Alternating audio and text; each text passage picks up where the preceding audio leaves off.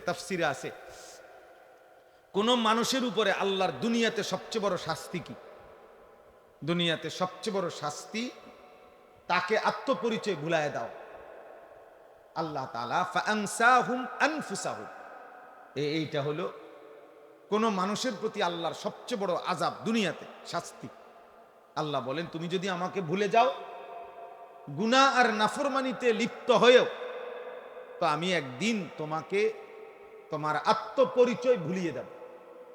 ফাআনসাহুম আনফুসাহুম I ফাআনসাহুম আখিরাতাহুম, আমি তোমাকে তোমার গন্তব্য মঞ্জিল আখিরাত ভুলায় দেব। ফাআনসাহুম মাসালিহাহুম, কি করলে, কি পথে চললে তোমার কল্যাণ, আমি তা ভুলায় দেব। আমি আল্লাহ যাকে পথ ভোলা করে দেব তাকে হেদায়েত দিবে। নবীজি দোয়া করতেন, আল্লাহুম্মা লা মানিআ লিমা আ'তাইত ওয়া লা মু'তিয়া লিমা মানা'ত। আয় আল্লাহ, আপনি দিলে বাধা দিবে কে, আপনি না দিলে দেবে কে? নবীজি দোয়া করতেন, আরে খুতবার মধ্যে বলতেন, মান ইয়াহদিহিল্লাহ ফালা মুদিল্লা লাহু ওয়া মান ইউদ্লিলহু ফালা হাদিয়া লাহু। আমরা বক্তারা, ওয়াইজরা, ইমাম সাহেবরা সবাই ওয়াজ শুরুর আগে খুতবার মধ্যে এটা বলে। অর্থ কি?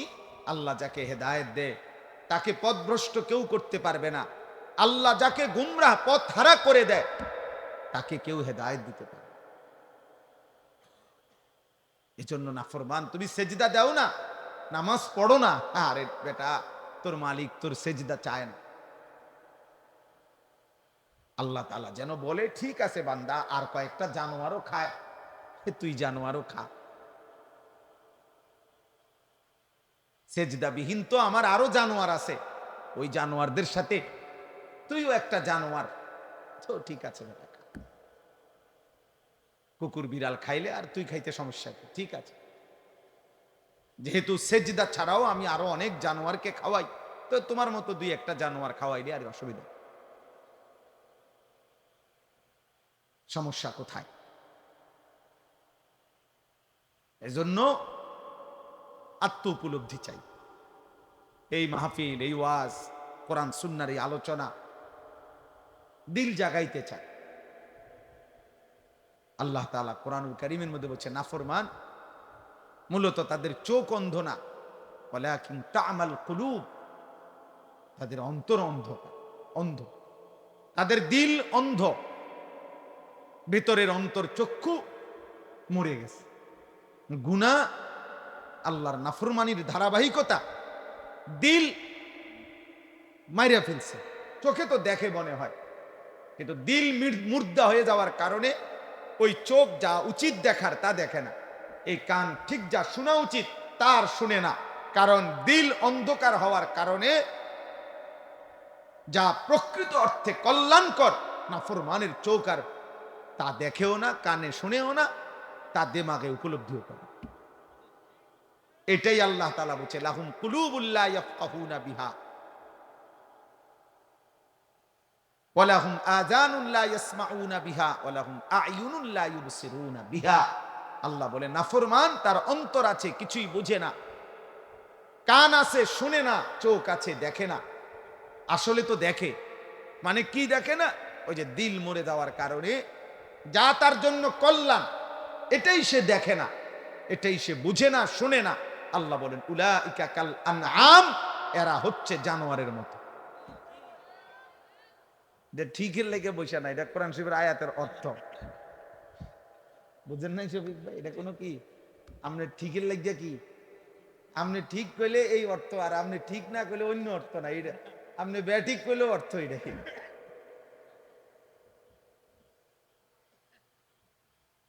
এটা অর্থ এটাই যে সে জানোয়ার।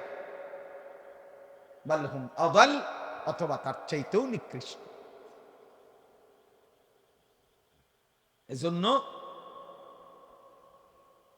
দিল জাগানো, সুম্মা তালিনু জুলুদুহুম ওয়া কুলুবুহুম ইলা যিকরিল্লাহ। আল্লাহ তাআলা কোরআনুল কারীমের মধ্যে বলছেন, আমার কোরআনের মুজিজা হলো এই, কোরআনুল কারীম কেউ যখন দিল দিয়া শুনতে থাকে, মনোযোগ দিয়া একটা পর্যায়ে শুনতে শুনতে অল্প সময়ের ব্যবধানে তার সারা দেহ এবং তার অন্তর আমি আল্লাহর স্মরণ, আমার জিকির, আমার বন্দিগিতে সেজদায় নুয়ে পড়ে, জমিনে ঝুঁকে পড়ে। কেউ যদি আমার কথা, আমার কোরআন মনোযোগ দিয়ে শুনতে থাকে, এই যে ওয়াকুলুবুহুম, দিল পর্যন্ত আল্লাহর দিকে ঝুঁকে যায়, সারা দেহ আল্লাহর প্রতি ঝুঁকে যায়, এটা কোরআনের মুজিজা। এজন্য অনেক মানুষ আছে কোরআনুল কারীমের কথা মসজিদে বস, মাসের পর মাস, সপ্তাহের পর সপ্তাহ, জুম্মার পর বয়ান শুনবার পরেও দিলের কোনো পরিবর্তন নেই। কারণ আসলে দিলের মধ্যে এমন অন্ধকার ঢাকা আছে, সেই অন্ধকার, সেই কালো, সেই দাগ, সেটা উঠতেই আসে না, যার কারণে আলো ফুটে না, দিল জাগে না, অন্তরাত্মা পরিষ্কার হয় না। এই জন্য প্রিয় ভাই, প্রিয় বাবা, পর্দার আড়ালের মা বোন, প্রত্যেকের জন্য এটা উচিত এই কথাটা ভাবা, বুঝা, আল্লাহর কথা মনোযোগ দিয়ে শুনতে হয়, দিল দিয়ে শুনতে হয়। আমি সব সময় এটা বলি, সারা বছর বয়ানে আমি এই কথা এটা বলি যে আল্লাহর কথা দিল দিয়ে যেন শোন। এই জুড়াইতে জুড়াইতে শুনলে ফায়দা হয় না, বুট খাইতে খাইতে শুনলে উপকার হয় না, মোবাইল টিপতে টিপতে, মোবাইল নিয়ে ব্যস্ততা থাকলে দিল জমে না, অন্তর খোলে না। কোরআনুল কারীমের মধ্যে আছে, আল্লাহ তাআলা বলছে ফামান ইউরিদিল্লাহু আন ইয়াহদিয়াহু ইয়াশরাহ সাদরাহু লিল ইসলাম। আল্লাহ নিজে যাকে হেদায়েত দিতে চান, আল্লাহ তার অন্তর ইসলামের জন্য খুলে দেন। এটা আল্লাহর ফয়সালা। আল্লাহ দিল খুলে দেয়, শারহে সাদর, বক্ষ উন্মোচন করে দেয়। মুসা আলাইহিস সালাম আল্লাহর কাছে দোয়া করছেন, রব্বিশরাহ লি সাদরি, আল্লাহ আমার সিনা উন্মোচন করে দেন। আল্লাহ নবী সাল্লাল্লাহু আলাইহি সাল্লামকে, নবীজিকে আল্লাহ বলছে আলাম নাশরাহ লাকা সাদরাক, বলেন তো বন্ধু, আমি কি আপনার বক্ষ উন্মোচন করে দেই না? আমি তো দিয়েছি, আমি তো দিয়েছি। আল্লাহ তাআলা বলছে আফামান শারাহাল্লাহু সাদরাহু লিল ইসলাম ফাহুয়া আলা নূরিম মির রাব্বি। আল্লাহ বলেন, যাকে আল্লাহ তাআলা নিজে তার বক্ষ ইসলামের জন্য খুলে দিয়েছেন, আল্লাহই তার অন্তরে আল্লাহর পথে চলার জন্য, জান্নাতের পথে চলার জন্য আল্লাহ তাআলাই কুদরতি ভাবে তার অন্তরে নূর, আলো জ্বালিয়ে দিয়েছে। এবার গুনার মাজমার ভিতরে থাইকেই সে আল্লাহর পথে চলতে থাকে। হাজার লক্ষ বেপর্দা মহিলার ভিতরে থাইকাও এই সমাজে অসংখ্য এমন ইমানদার নারী আছে যে গোটা মহল্লা বেপর্দা, প্রত্যেক ঘরে ঘরে টেলিভিশন চলে, এর ভিতরেও 2 জন 4 জন 10 জন 20 জন 50 জন এমন ইমানদার নারী আছে যারা নর্তকীর নাচও দেখে না, নিজের ইজ্জতের হেফাজত করে আমৃত্যু যারা পর্দার উপরে নিজেকে পরিচালিত করে। সমাজের কোনো উত্থান পতন, নর্তকীর কোনো উল্লাস, বেপর্দা নারীর কোনো বেহায়াপনা ওদের উপরে কোনো আসর করে না।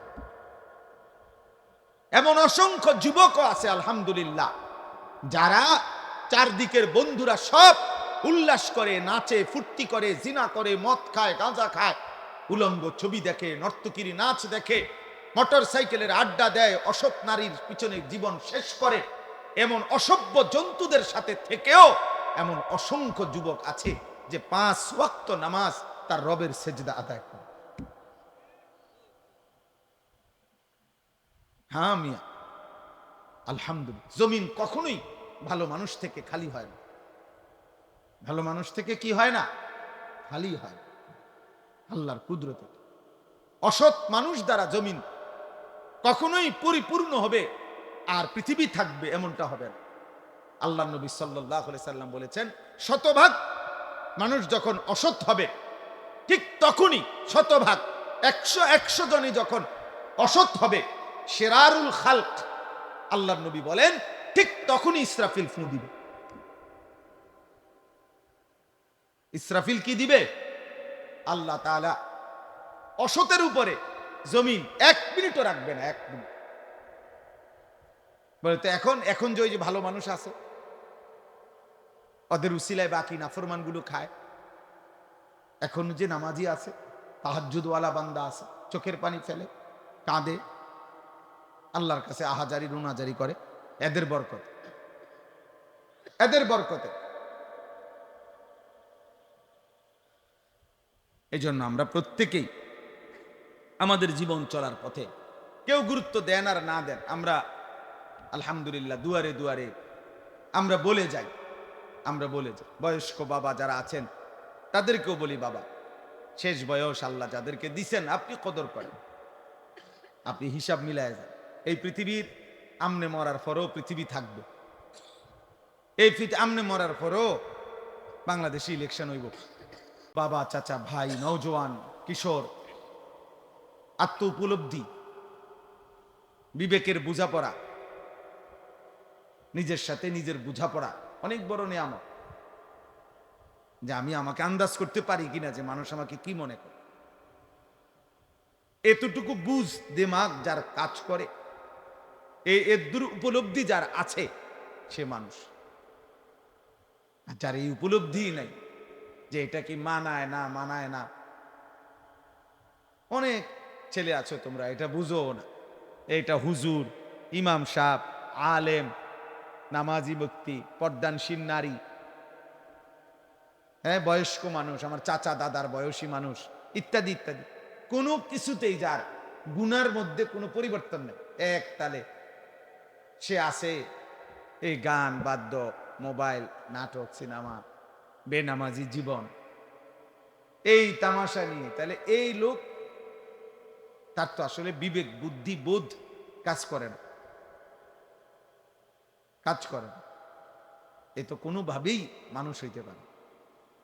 এজন্য আত্ম উপলব্ধি অনেক বড় সম্পদ, নেয়ামত, যে আমি আমাকে বুঝা, উপলব্ধি করা।